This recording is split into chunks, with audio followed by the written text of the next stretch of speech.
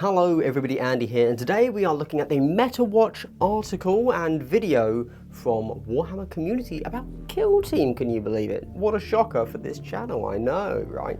It's not just a hobby channel, guys, it is Kill Team based too. Very quickly, before we dive in, here's what's happening, okay? I have watched the video, I've read the article, and I'm going to give you my notes on what they say. They mention a few things, and I'm going to tell you when they say this thing, here's the reality, or here's some background info. I'm not going to read the article to you, I'm not going to watch the video with you, and there is a new item that you can buy. It's approved ops, tac ops and mission card pack. If we look at that there, it seems to be a combination of the tac ops, the critical tac ops that are our matched play, and also if we see there's number one, the conduit here. It seems that they have printed the PDF that you could have previously get available online for free and put it into a card deck, which is cool. There you go. That's a thing. Nice. Cool. All right. Now that we've seen that, we don't need that there anymore. So I did a little bit of digging on BCP because they're going to say a few things and I want to talk about what it is they're saying and what they actually mean. So let's dive in, shall we? Oh, I would obviously recommend that you do go and watch the video. It's good to see our Lord and Saviour Elliot discussing our game, right? And Nick Baton is also there. So, okay, first things first, obviously this is a Metawatch article. We're talking about stats, we're talking about balance, despite the fact that the head of the article says, it mentions the word spec ops, which is our term for narrative. It's nothing to do with that. First things first, they kind of confirm win rates are a factor. They've said this before. They confirm that win rates are something they look at, but they are becoming less and less relevant to the team. And if you keep that in mind, then I would like to say that if you're a subscriber to my channel, I'd like to give you a big double hello. Wow, isn't that such a wholesome double hello? What is a double hello? It's a double pleasantry, because who doesn't like pleasantries? Everybody does, and let's just stay polite. Speaking of politeness, do you see this here? This is an Etsy listing where I sell my objective markers. Consider checking that out. Or if you really like what I'm doing here, consider checking me out on Patreon. All right, with that said, let's crack on. I've taken my notes. So they kind of acknowledge that 40k and Age of Sigmar can look at almost just win rates, because they kind of get enough data. I was looking at it the other day. I was writing a script for how Kill Team is balanced, and I was looking at how many games of 40k get played in a month versus how many games of Kill Team get played in a month, and recorded on BCP.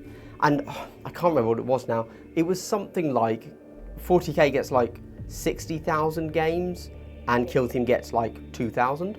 So quite different sets of data they can look at, to the point that with 40k you can kind of look just an agglomeration of data, whereas Kill Team is quite, swingy, if you want to view it that way. Kill Team is the D6 to 40k's 2d6. I don't know. Right. Anyway, so that they confirm that. Right. He points out, he being Elliot, individual players are shaping the meta and changing win rates to a relatively significant degree.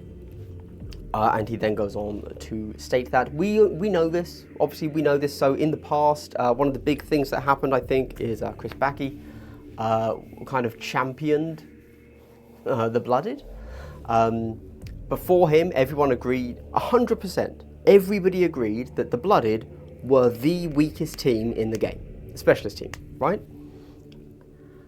Chris Backey said, I don't think so, and went ahead and won some tournaments, and then everybody was like, these Blooded, they're really strong. Did you know that? And everybody's like, no, I did not know that. So the fact that one person can make a big difference is, they kind of agree on that. Cool. Yep, smaller player number. However, in Kill Team, as mentioned, only like 2,000 games versus 60,000. However, we also have a larger number of factions. So it's not like we have 2 factions and 2,000 games. That would be fine. You could work with that data. We have, what are we up to now? Are we up to 28 factions? 27? I'm going to say 27, whereas I think 40k is at 23, 24. So, and we're about to get 2 more. So we have not just less data, but also more scattered data because of that. To the point, again, that individual players affected significantly larger than big players. 40k. Cool. They then do a little bit of a kind of, they turned it a case study of Commandos. So this is leaning back on the fact that they have just said, we're looking at more than just win rates. They're looking at pick rates, and they also talk to key members of the community, is how they phrase it. So, case study on Commandos summarised as, it was the largest faction picked at Nova, but almost no Commandos at Warhammer World and Freak Wars. Freak Wars was the big tournament in Madrid that they reference in the video. The faction pick rate is a highlight, so the fact that Commandos were picked the most is something that kind of ticks their box, and they say, oh, why is that? Let's take a look. They imply that they don't care about the win rate. I'm sure they do, but in this particular example, they only note the faction pick rate as opposed to win rate, which is cool. So that makes them then take a look at it, a bit of a study on the case, if you will. And they kind of he gives his thoughts about why Commandos might be getting picked more. He notes more and more dense boards than they were ever kind of designed and tested on. So, you know, which is odd to say considering that Into the Dark is a thing, but whatever, it's fine. And he then also notes that the Commandos play into the expected melee powerhouses, which obviously were Felgor and Chaos Cults until they just got the nerf. And so people were gearing up with Commandos because Commandos played well into those, well, ish. But then, boom, headshot, good. And then he very briefly mentions kind of like, oh, so maybe this means we need to look at toning them down if they're getting picked too much. And he notes nerfing Sneaky Git because Sneaky Git is too strong, which is of course interesting because we have had Sneaky Git working exactly the same way for the last 2 years. In fact, to the point that the recent buff that they had, where they can now take an additional squig, essentially that's what the buff was. You can take the squig if you choose. Has no effect on Sneaky Git either directly or indirectly. So there you go. Right, he then goes on to highlight that 7 and 8 of the top 10 at both Warhammer World and Freak Wars, the Madrid one, were unique teams, which is really cool. He didn't say which ones were the doubled up teams, so I went back and looked. Freak Wars had 2 Inquisition in the top 10. Warhammer World had Breachers and Commandos as the ones that doubled up. I suppose even then, though, that's great, isn't it? Like, that's really good faction representation. And the fact that it's only 2, you know, that's fine. That's not a big... If 5 of them were Commandos or 5 of them were Breachers, maybe nerf them a bit. But no, pretty good. Luck of the draw at that point, really. Right, however, then, purely for my own interest, I went and checked every tournament in the last month with over 28 players. Because I just, you know, it was like, was that a one-off for Warhammer World and Madrid? Let's have a look. Which do you think, out of the, I think there were like 7 tournaments that had over 28 or over players. Who do you think, which factions do you think, have a guess, drop a comment, let me know before I say it. What were the 2 factions that had the highest win rates over the last month in those larger tournaments? Tick tock, tick tock. Most podiums, Blooded and Legionary. Now, just to clarify, I think it was 6 tournaments, and Blooded and Legionary came in the top 3 3 times. There you go. I think Blooded came first in one and third in another, so it's not like they're all coming first, but yeah, there you go. Just thought that was interesting. Right, they then discussed the concept of meta rotation. This could also be, as I often term it, rock, paper, scissors game design. I do not use that in a disparaging way, to clarify. That is a totally valid way that a game not only can be balanced, but will inevitably become, if it is healthy. And they do in fact discuss the fact that this is a fulfilling meta. Now, is every single faction in this healthy meta rotation? No. Nobody's looking at Hearthkin and saying, yeah, I'll take that. Nobody's looking at Kroot and saying, it's Kroot time to shine, right? But there is definitely a meta rotation of the top teams, that people that genuinely want to go hard, get sweaty, win. They aren't just looking at one team, right? Which is good. Or even 2 or 3 teams. I reckon there's probably 4 at the top, really. Nice. And they just touch upon that. Oh, I should probably tell you what that means, shouldn't I? Right, yeah. Maybe I read my notes properly instead of skimming. So what meta rotation, or rock, paper, scissors design is it's when one team rises to dominance, and so the meta, the people, are going to try and counter what they expect to be taken by picking another team.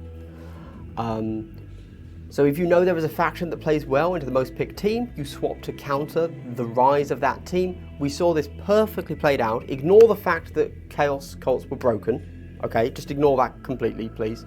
That they were broken, they got nerfed, right? Chaos Cults came out, everybody's like, right, what plays went into Chaos Cults? Nothing is the answer, right? That's the problem with that, with them being broken. But what plays best into them? Commandos have a pretty strong game into them. Cool. Okay, everybody picks Commandos. Commandos come to the top because they're one of the most picked factions. Not only do you have to consider, can I actually win a tournament, you also have to think, okay, well, what about mid-tables, bottom tables?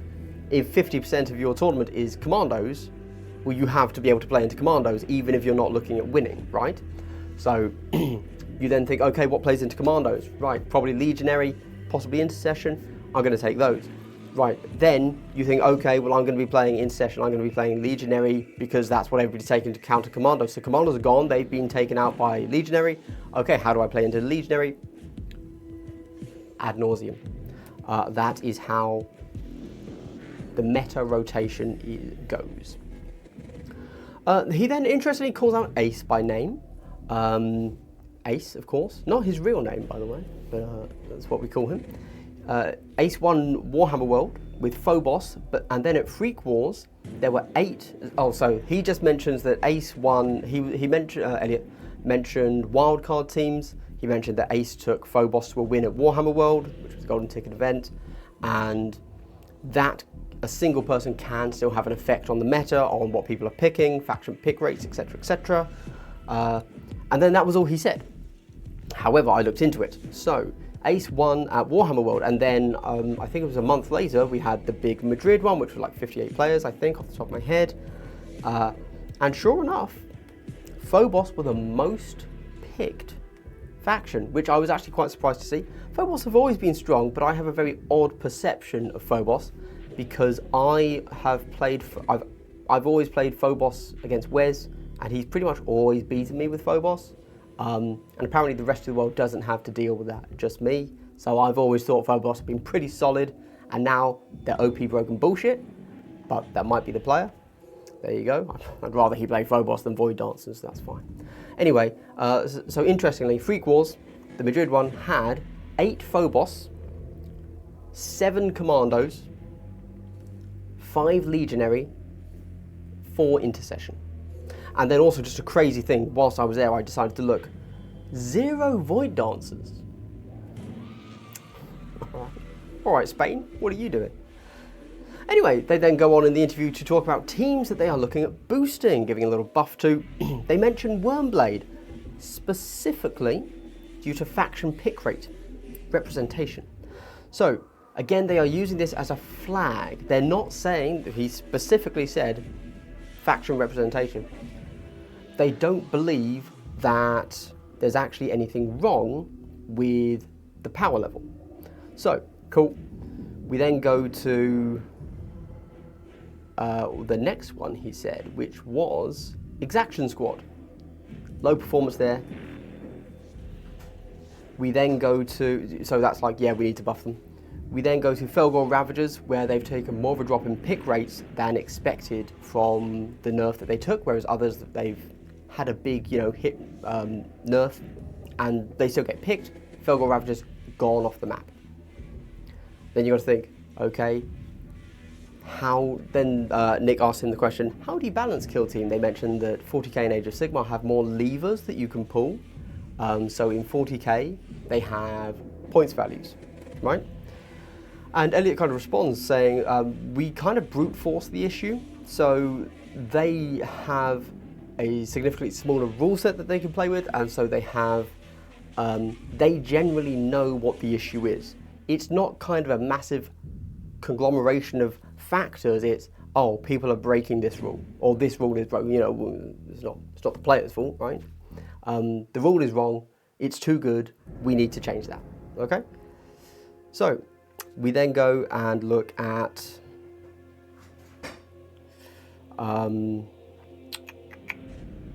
yeah, there was another one. Yes, sorry. So they will just change that specific rule. There you go. They know there's a broken rule. They will just target that. They'll just errata it. Something that 40k doesn't like to do, I assume due to some sort of issue with rules printing. I don't know. But there you go.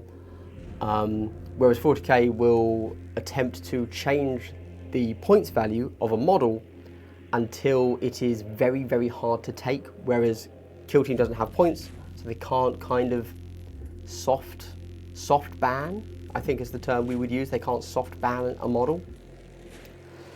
Then he references the next.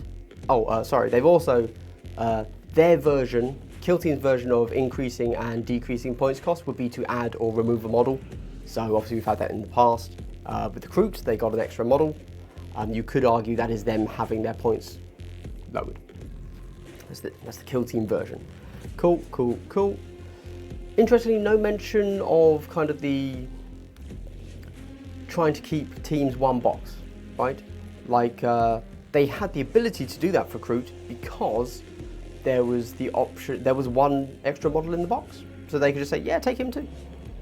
There was no, they to date, they have not added a model, to take it from the 10th to the 11th model, and you have to buy a whole new box to get one model. That seems to be something they're not doing, but fair enough. Which is odd. I think that's odd to not highlight that, because I think that's a positive to the system. They're showing that they respect the customer. Cool. We then have, they mentioned the next data slate is Q4, Q3. Sorry, it's Q4 because the Q3 data slate was earlier than normal, which they call out as being November, December. And they also put a timeline on it, which is cool. So September, October are the actual things that are going to affect the data slate in Q4, November, December, because due to delays and processes they have to go through, translation they specifically call out. That's how that works. Cool. They also mentioned the new season very briefly. They just kind of highlight, yes, that exists, and says different environment, new teams, which we obviously know. There you go. Cool. Well, if you made it to the end of the video, I'd like to give you a big triple hello. Wow, wasn't that so wholesome? Guys, go and check that out. It was a good video to watch. And honestly, in this dearth of Kill Team content and news, this is all we got. So go check it out. It was worth the watch. Anyway, if you made it to the end of the video, big up yourself, my road man. Check out my Patreon.